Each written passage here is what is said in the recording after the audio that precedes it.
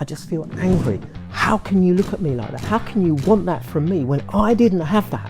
Well, in some of our more needy schools in areas of higher deprivation, virtually all the children need help. Our children have great privilege, and we should be helping them see that there are children nearby who don't have all the benefits that our children have. Welcome to Jojo's Cross Borders. Today we have a special guest, Mark Griffiths, the CEO of the Family Group. What is a family group and who they are served for? Let's ask Mark. Oh, thanks, Jojo. Thanks for inviting me. Yeah.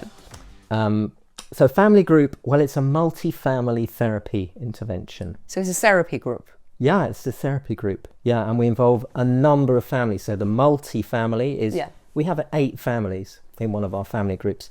When I say that, don't think of 8 whole households. It's 1 child and 1 parent.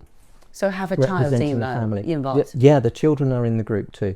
They're all there at the same time. So it's a lot of people. It would be this room filled up with people. So are you a family therapist?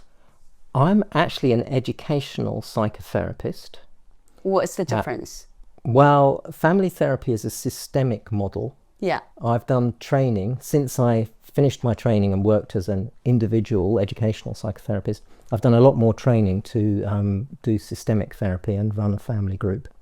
Okay, so that is not just an ordinary psychotherapist, it's educational. Yeah, I mean, there are so many terms in this field, but let me tell you about my team. We're a team of therapists, and we run these groups across Southwest London.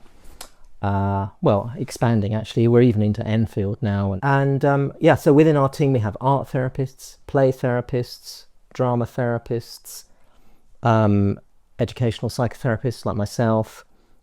We have systemic family therapists, child and adolescent psychotherapists, integrated arts therapists. Despite the prefix educational, art, play, we all do a very similar training actually. The main therapy training is a 4-year postgraduate training. Yeah, understand that. So that also become a qualified therapist, not just like the training, also the practice hours is like it's 400 or 500 every year. So I try to be before become a coach. I think like okay, let me try the psychotherapist. Then I say okay, this is such a systematic requirement. I'm not saying that a coach is less than that, but still like it's a very professional monitors like the British Psychology Society, right? Exactly, and at the end you have to you get accredited by either the UKCP, UK Council of Psychotherapy, or the BACP, one of these professional registration bodies. Yeah, okay, so that shows like all the people work for you that are absolutely professional psychotherapists. And then let me bring you back to the questions of family therapy. So is a couple as a family or a couple with children? We try and have one parent or carer and the child. That's what we're thinking of as a family. But so in the room you'll have parent A, child B, carer A, child B, going around the room. Got it, yeah. And you'll have up to 8 families in there. And they come for 3 hours a week in school time, week on week. And for our program, because we're helping families who have significant difficulties, so for our program, they do that for about 15 months. It's a huge commitment from the parent. So is family helping family? Yeah. So it's 8 family, 1 child with 1 parent or carer. Yeah. So it's plus 8. So it's 8 group of families with the 1 educational psychotherapist holding the session. One of our therapists will run the session. Oh, okay, so it's huge. It's 16 people. It's 16 people. It's a big room. In the school time. In school time. In school. In school. Yeah. Excuse me, back English, at school, in school, whatever. But school supported, right? Yeah, well, you're right. I mean, school support it very, very clearly by providing the other facilitator. So if I'm the therapist running the group, my teammate, my co-facilitator is usually a senior leadership member from the school. School teacher. Yeah. Yeah. So are you a charity, or are you charging the parents fees? No, we're a charity. I mean, we were a social enterprise for a long time. We never charged our parents. Our parents are not in a position to pay fees. Which means they are really not a good, they're not banker, they're not lawyers. No. These are very under-resourced families. Yeah. Living with multiple challenges, usually in areas of high deprivation. And the parents of the children that we're trying to support, they themselves probably had quite a difficult time in their own childhood, and they didn't get the great results from their educational career. So a lot of them are in poorly paid jobs, or sometimes they're not in work. A lot of them have other additional responsibilities. They might have children with additional needs, or a partner that they need to look after. So they're burdened by lots of sort of cumulative difficulties. So there's no question of us. We've never thought of charging our parents. So yeah, we have a problem around, well, you're delivering the therapy, so where's the money come from? Yes. So where the money come from then? Well, when we started back in 2010, the schools were able to pay. But through the sort of from 2010 to now, over that 15 years, schools' capacity to pay for additional services has just gone like that. Mainly because of very poor settlements in terms of LA costs from the government. So there's been a reduction in funding to schools. It's widely known. So we've had to fill that gap really over time. We started very usefully with a huge grant from the Paul Hanlon Foundation, and they gave us £150,000 to start our 3 initial family groups, and they paid another £100,000 or so on an evaluation. And fortunately, I mean, unsurprisingly, I think the evaluation came out brilliantly. So we got lots of gold stars. Yeah. And at that point, there was an appetite, despite the difficulty that schools were having paying for the group, there was still an appetite for growth. So we expanded. And our model then was to try and engage grant funders, grants and foundations and trusts who'd give money to good work, to support 50% of the cost, and we would ask the school to pay the other 50%. Yeah. But over time, the ability of schools to pay that 50% has just dwindled. So we've had to be innovative and find some other ways of gaining financial support. Yeah. Schools in the independent sector have been a great help. Yeah, so the private school, that's how we met actually. Yeah. So then I can understand that's like a family group, majority work for state schools, right? Yes. And then the state schools having some fund, like from the government, like to supporting this therapist. Yeah, they have a little bit of money. A little bit of money, okay. And then you say that's like they reduce their supporting portion. Yes. Why is that? Over the years, well, there are so many calls on the little money that the schools get from the local authority. I mean, the state of state schools at the moment is terrible, worse than I've ever known. I know of schools where... What happened? I thought it's a council pays for that. No.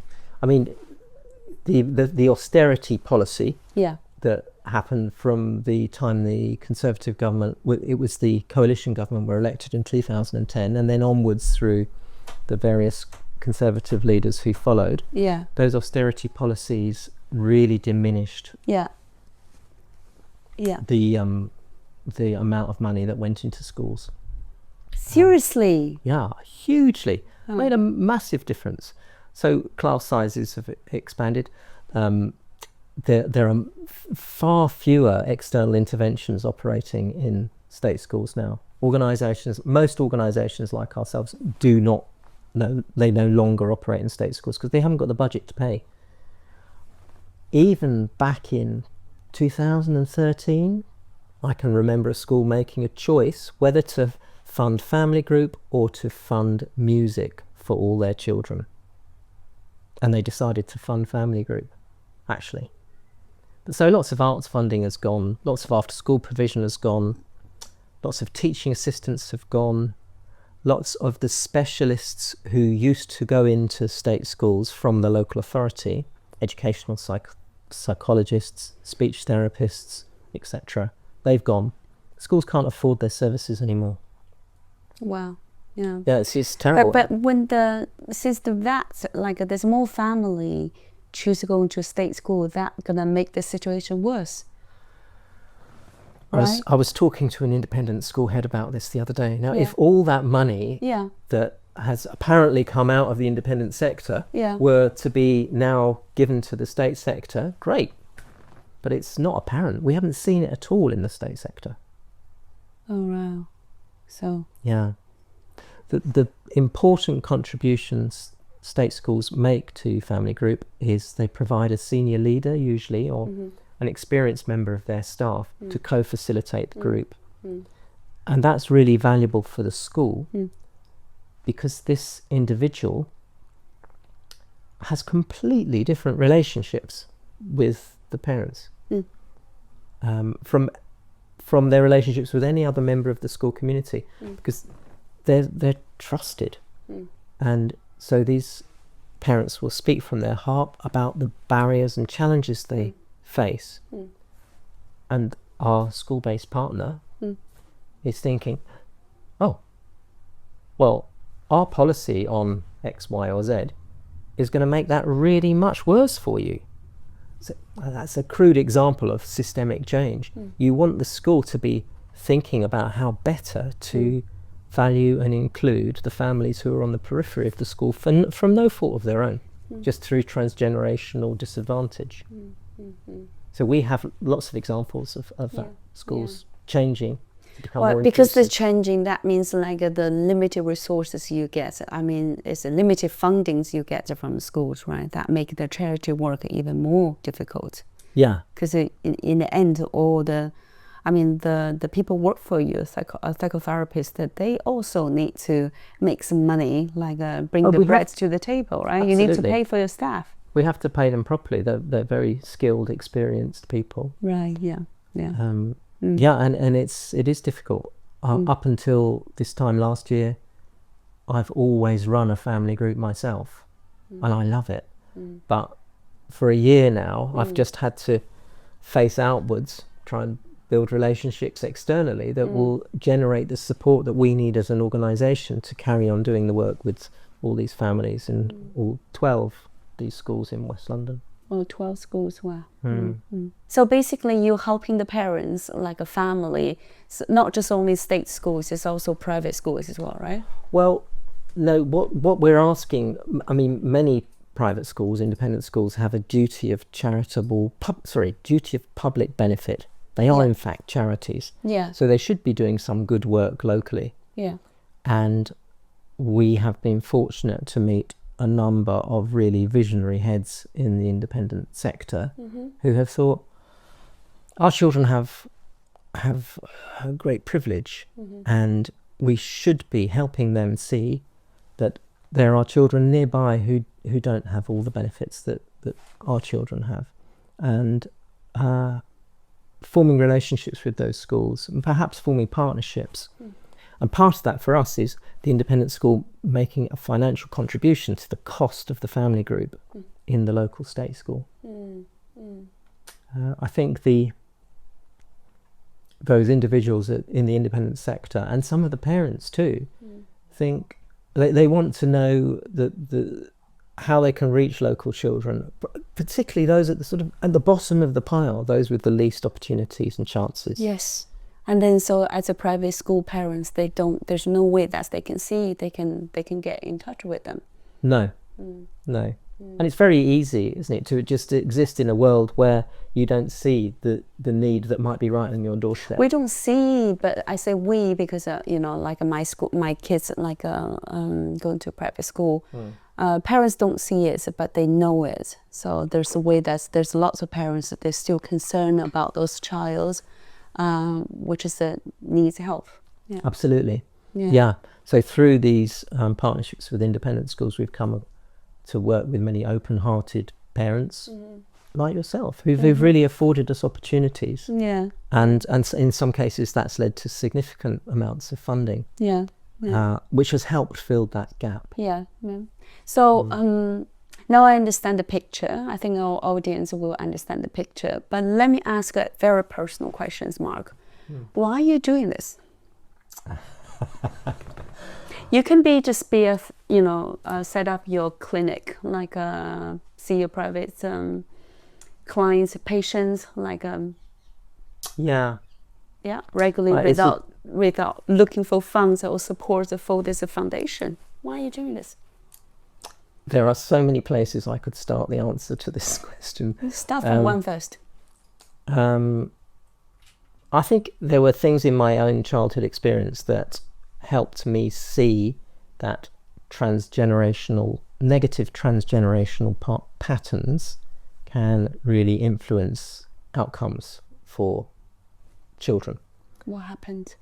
I mean, if I talk about my own personal experience, it goes back, and I talk about transgenerational because it goes back to my grandmother, who, so this is in Bristol, Bath, the turn of the last century, so 1900s, whose mother died in childbirth and whose father abandoned her and was shipped off to maiden aunts in South Wales, who probably had little to do with children. And so I think she had quite a lonely and difficult childhood. And when her time came to have a family and have children, she was enmeshed with her children. And one of those children was my father. Wouldn't really let him go. Too much control. Now, you've got to add into this picture the Second World War. By this point, my grandmother was living in London, but my father was sent for his own safety back to South Wales to live with these same aunts. That was a wonderful period of his childhood. He said he had so much freedom. But I'm searching for the right words, but her control really over him led to quite a lot of difficulty when he met my mum, and she was very evident in our lives as well as when we were children. My parents actually moved abroad eventually, and we went to boarding schools. I think part of that was the desire to have a life free from my grandmother, who had moved in with us by this point. My father died quite early, actually in his 50s, and I'm one of those people who believe that your emotions are evident in your health, and I think there was some kind of contributory factor through that in his background. So I'm sort of aware of those patterns. I mean, there are transgenerational patterns in every family, of course. Yes. But when I was a teacher first, and I began to realise that there were children who were at risk of exclusion, children who weren't able to learn, children who came to school with huge baggage that they couldn't let go of and engage in relationships with staff. And I began to realise that these children all lived in the same local streets, local to each other. And then I did a little bit of research. It's not difficult. You can look at the index of multiple deprivation and realise that these children were all coming from perhaps highest 10% areas of deprivation. And their families had always lived there. And their parents may have gone to that same school and fallen out of that same school. And the children were just on these repeating patterns, 20, 30 years apart. And it seems so terribly unfair. And I wanted to do something about it. I wanted to interrupt those cycles. So from what you're describing from your grandmother as the way that she was, quite controlling, and then moving in your family, so what's the impact on you? When you're a child, you need to know where you are and who you're answerable to. Ideally, you want to be held by this parent and this parent who are working together, and you know that you're solidly held there underneath. And you want good communication between those two parents. So if you look at my household as a child, there was this one and there was this one, and then there was my grandmother, and she was the dominant party overall. And I think for me it was quite an odd thing, because I felt the authority line going there. Okay. And I felt how undermining my mother, even undermining my father. And of course, as a child, your mum and your dad, they're... It's your idol. Absolutely. But it was skewed. And that had consequences for all of us. So what was the consequence for your work then, for your life? It's made me very interested in the quality of the relationship between the child and the mother, or the child and the parents, but particularly the child and the mother.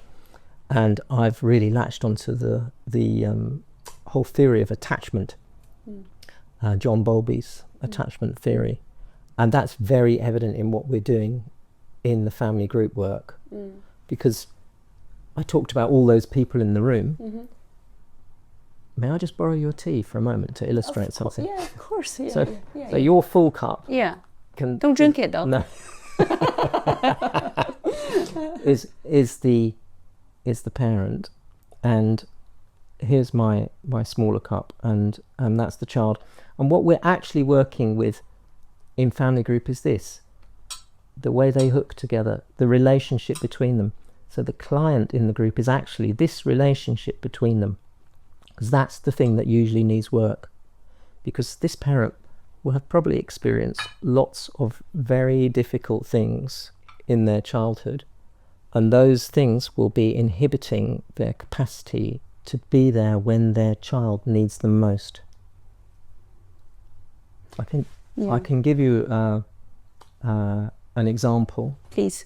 I can recall a parent talking to me saying, "Oh, I can really see when my child needs my help," and she has this face, and she comes towards me, and I can see the yearning in her, and I see how much she needs me. And you know what I feel? I just feel angry, because I think, how can you look at me like that? How can you want that from me when I didn't have that?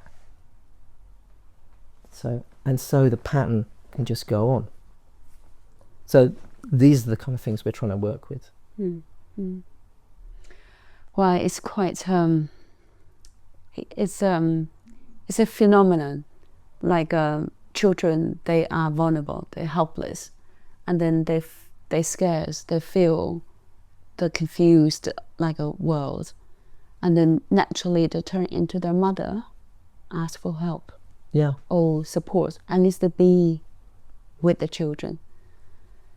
But at the same time, parents is also, they're just being, they are child as well. They always have an inner child. Of course. And then with the life, with the economy, with the pressure, the job, childhood. Yeah. So it's okay, they also feel helpless. Yeah. But it's not okay to yelling at or angry or... No. But that's emotion part, we understand that. But still can you imagine the recipients, like the children, how they feel? Exactly. So in the group we use families to help families negotiate these kinds of difficulties. So I've described briefly the overview, 8 families in a room.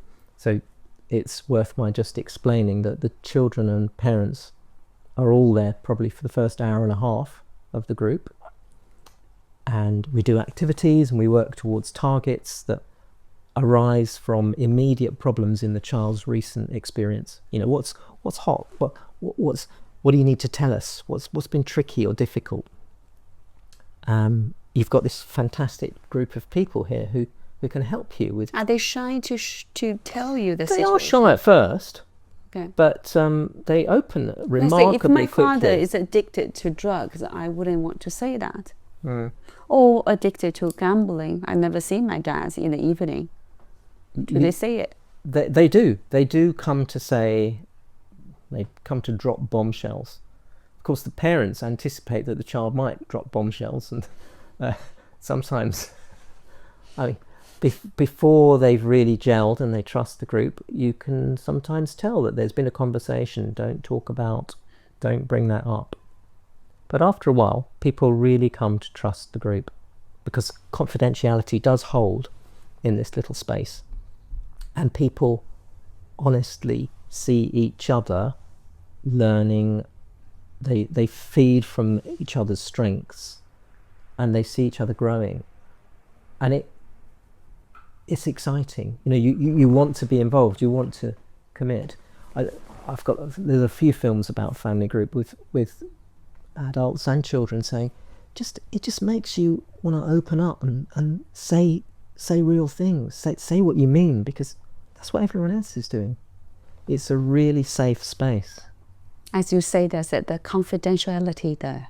Yeah. That's the protocols from the professionals. Yeah, absolutely. Yeah. Without confidentiality, it would be a nightmare. No. So people do trust in the group.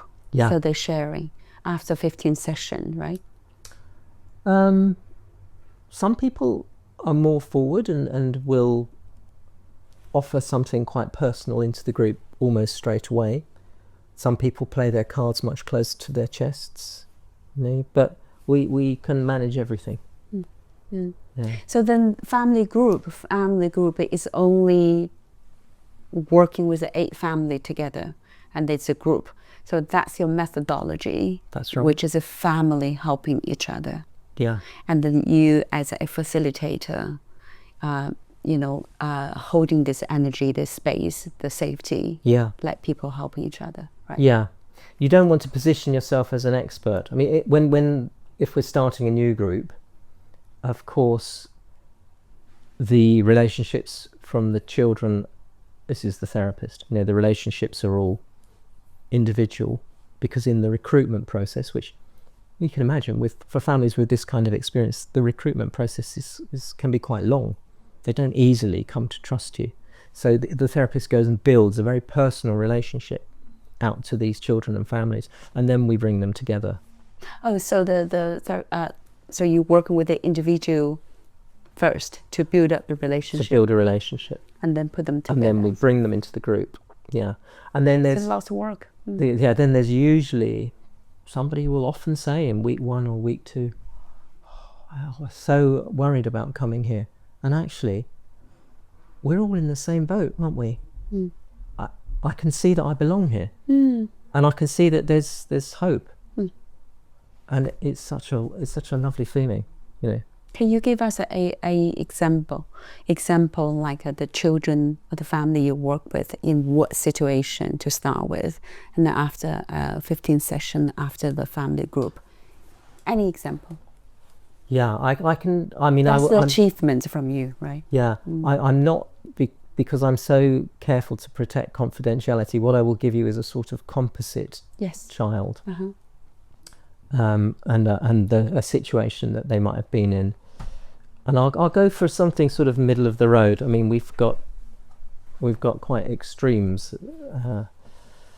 But before I do, I just want to say, I noticed you say 15 sessions. It's 15 months. Oh wow! Okay, 15 months. 15 months. So how many sessions in a month?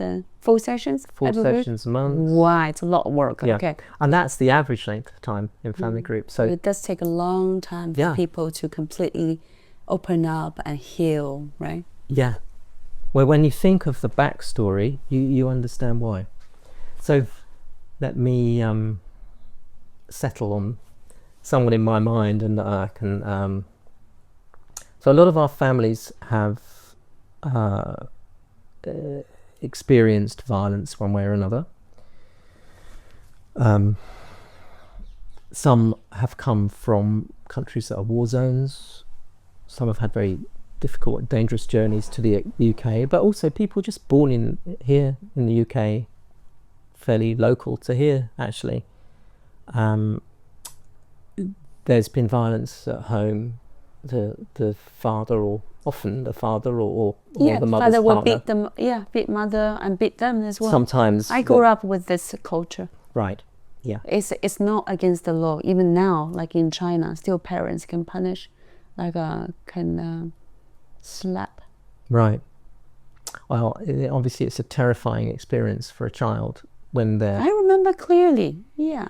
Right. It was nice. Yeah. That's why I never touch my daughter. Right. Because I hate that. Yeah. Absolutely hate that horrible scare and feelings. It's interesting that you touch on that, because we have parents in group who were brought up very much with a firm hand, and they will say when they came to group, well, it didn't do me any harm. And when their child is difficult or, you know, obstinate about something, that's what they will do. Eventually they will talk about that in the group. Oh, sorry, I've lost my way. I'm trying to do two things at the same When time. you lost your way, can I give you a real example of happens in my family? Yeah, because I'm a psychologist, I can see that.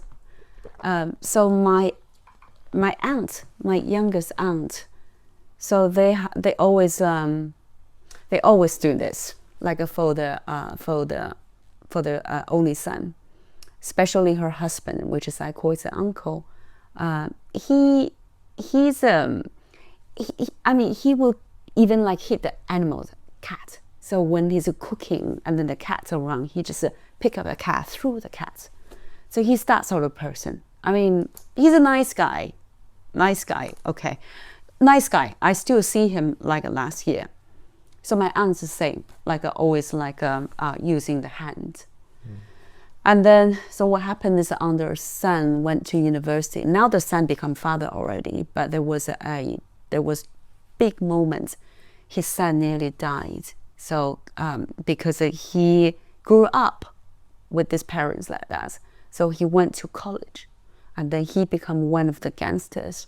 So they are always fighting, the boys. So then because the girl, whatever, so a group of guys fight him, they're fighting, and the 20 years old guys, they use a knife. So basically, I think he gets 8 knives on different places on the body, on the platform, so dying on the platform.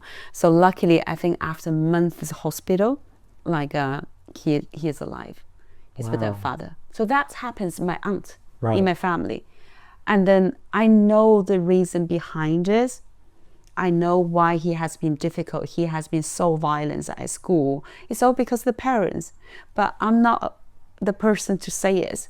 So what I can do is I say that in front of the camera, so the parents will remember, will know that all your behavior have a consequence. Absolutely. Having the next few generation consequence. It's not just for your own child, it's for your child to become a father and then as well. And then for me, I can do is I educate my daughter in a very civilized way, friendship-like way. Yeah. So, okay, I finished my story. Now it's your story. Well, I'm sure your daughter wants your approval.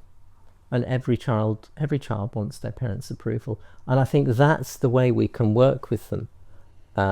It doesn't have to be violence. Yeah. So back to the story. That's some of the clients, not the clients, the families grew up with this solid hand. Yeah.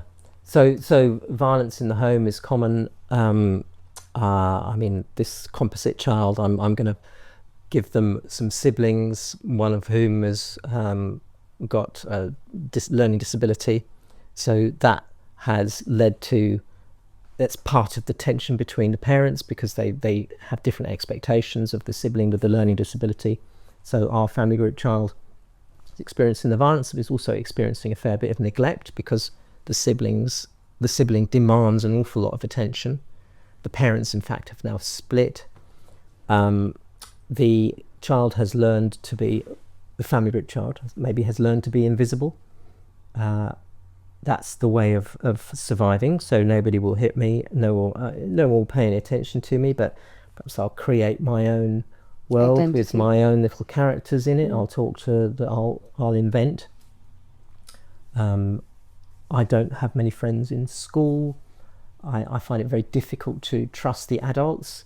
If one of the teachers scratches their ear, I freeze and I think, oh, what's he going to do next? So I try and stay out of the limelight. I never answer any questions. I don't understand most of what is being delivered in the classroom by the teacher, but I wouldn't dare ever ask. I copy my friend's homework. In fact, I steal it from her bag because that's the way to get all the answers right. I have been caught stealing other things as well. You can just imagine all these things are, and the teacher is then going to the parent saying, oh, we've offered your child various things and various ways of trying to remediate her learning difficulties and support her better in school, but it doesn't seem to be making any difference. Very often our parents will have quite a negative relationship with the school. Well, you're not doing it properly, are you? Because they had a very poor experience of school themselves. Their needs were not met. So it's all just sliding downwards to poor outcomes, and by that I mean interventions by mental health or even the criminal justice system. So what we do is go to that same parent and say, look, the school are concerned about your daughter, and we're an independent charity. We do this thing called Family Group where we get families to help families, and I'm sure you've got so much to offer, because there will be things from your child and your life experience that will really help some of these other children and other parents in the group. And we've had parents open-mouthed saying, well, no one's ever said I've ever done anything good before, or I've got anything to offer. We also have people who are suspicious. Of course. But yeah, we build the relationship. You try everything, all the ways, like to building, let's say to reach different family and then bring them together, right? Yeah. That's a skill. And then you're changing the way of thinking and then see the different angles where the problem, rather than just label the children doesn't study not hard enough, or just having a low score, or you have no future. Then they look at the reason, more depths behind what happens in the family, right? Because so often, and this is true sometimes of counselling and therapy, the methodology locates the problem in the child. You're the problem. There's something in your life experience or something in the way you're thinking or behaving that we've got to change. Most often the problem is in the context, the relational context around the child, and so that's why we work with the whole context. And who are the key people for a child? Well, it's their school and their family, and hence our name, the school and family works. We bring them together to work together. So, but can I have another question, ask you about the methodologies like you use? You say family helping each other, and then you just saying that, give us example you offer, and that you can help. Remember the parents, you say that's like from your perspective, you can also helping others, families. So tell me about more how family helping each other. Yeah, because it's easily said, isn't it? Families helping families. Yeah. I'm confused. I say, yeah. Yeah. So the model is structured. There are targets that we all agree for each child at the beginning of each session, and then we all do an activity. Mm-hmm. And in the activity, we try and do an activity that helps things go wrong. We actually want the problems that are stuck. Do you remember our mugs? Yes, you can use my... In that relationship. Yes. We want those problems to emerge in the family group session, because then we can help them. Then we use the group, we pay attention to the problem that's emerging. Yeah. We stop the activity and we say, oh, look everyone, this is happening. And as a result, Marcus is now under the table and doesn't look very happy. How can we do something to bring difference here? What could we have done differently? What can we do now to resolve this? So we're trying to enhance the capacity of all the families in the space to help each other and think differently about these problematic moments.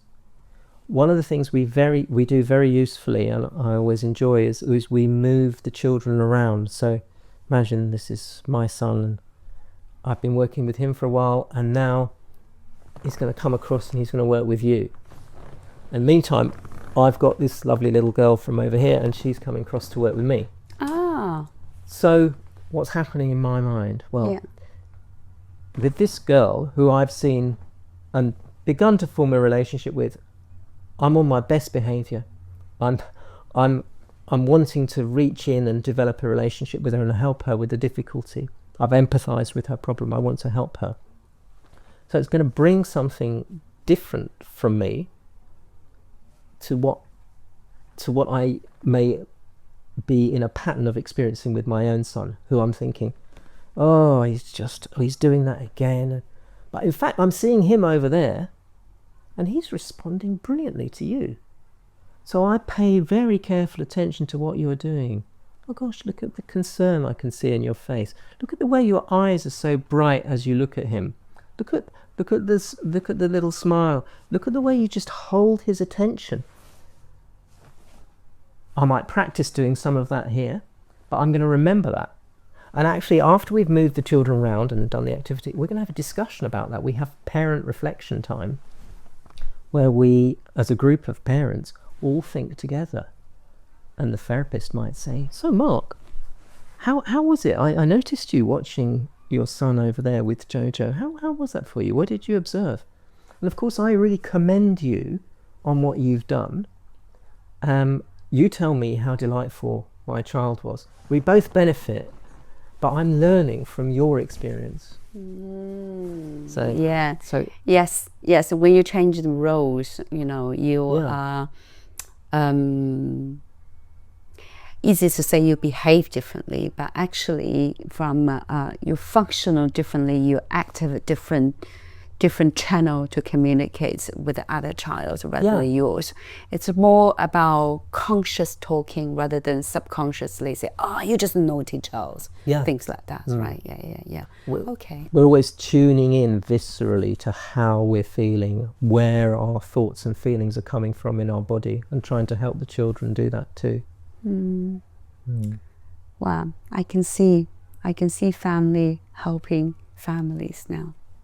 Yeah.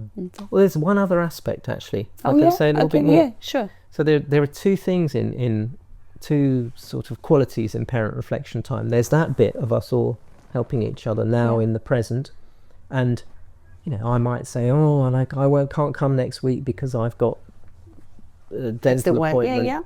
Oh, my mum will help look after. Someone else will offer something. My mum will take your child to the dentist, or my mum will help, or I don't know. So in that way, they even help each other community. outside. Yeah. So the inner group, and also they helping outside. You build a community. And most of these people were, because of the difficulty they've had in their lives, they were quite isolated. This is a very common characteristic of our families. Prior to coming to the group, they're really isolated. When we bring them into community, at first they don't know any of the other people in the room. After a few months, they are tight, and the communities go on after the children have graduated from family group. Years. Yeah. The other aspect. So sorry, you have that, but you also have this, which I think of the transgenerational element. So you might have observed something that was going on in terms of the interaction between a parent and their child in the space. And I'll make an example about bedtimes. Little Billy doesn't, he just doesn't want to go to bed at all, does he? And you put him in bed and he comes back down. He just seems to want more of your attention, and you don't seem to be able to. I'm observing that the parent doesn't really have any capacity to manage that. They just want done with it. They don't, screaming. Yeah, I don't want to. So tired. Yeah, I don't want to deal with you. Yeah. But there's a quality about it that intrigues me, and so I ask the parent, so how were bedtimes for you when you were a child? And this goes boom right back into their childhood experience, and maybe there you touch upon something that made bedtimes toxic. They're passing to the next generation. Yeah. So these things again, and when you touch on something like that, you feel the level of trust it gets deeper. something significant is going to be said now, and that's going to trigger something in me, and we'll have a lot more to think and deal with. But there's tremendous capacity in the group when all the families are engaged. Yeah. Well, I mean, just following that your example, even as you know, as a psychotherapist, doesn't do anything, but just be able to flash the light, saying that's what happens for your childhood. And then leave the space for the parents to think about, oh, that's happened to me. So then in that case, it's adding more sympathy to deal with the child. Have more patience to deal with that. Your child, your boy doesn't want to go to bed because you were exactly at the same situation, rather than screaming. Can't deal with anymore. Right? It's opening things that might be difficult, but making connections, making links, and always in this context of support and compassion. Can I ask you another question? So for nowadays, families, children, state schools, what the percentage of the children needs help? Roughly, we don't have data, but say like a class of 20 or a group of I don't know how you say, but what's the percentage you can see children need help or family need help? Well, in some of our more needy schools in areas of higher deprivation, virtually all the children need help. Some area of London, you mean? Sorry? Some area of London? Yeah. Oh, yeah. Again, not very far from here. No. Not far from here. But it's difficult to believe the challenges that people are facing. Food poverty. We've got parents who skip meals and going to food banks. Got parents who are really struggling to pay their bus fares, and the things that you don't even think about. There's terrible housing, of course. People with leaky roofs, people with vermin in their houses, people with dreadful neighbours that are keeping up all night, people suffering from racist abuse, perhaps more recently, since all the flags have been waving. It's cumulative challenges. So you work for Frontiers, so what you're saying is all true? Absolutely. Because basically it's a front line. Front line, because Fulham is a bubble. I can't see those. And I think this is the undeveloped countries, what you're describing. It's not something happens in the UK, in London. That my assumption was wrong. Your assumption is quite wrong. And I'm often in places where there are people seeking funding or talking about their charitable work, and they describe problems in India or in Brazil, and I think, well, that's happening here in London. Okay, all right. So, the reality.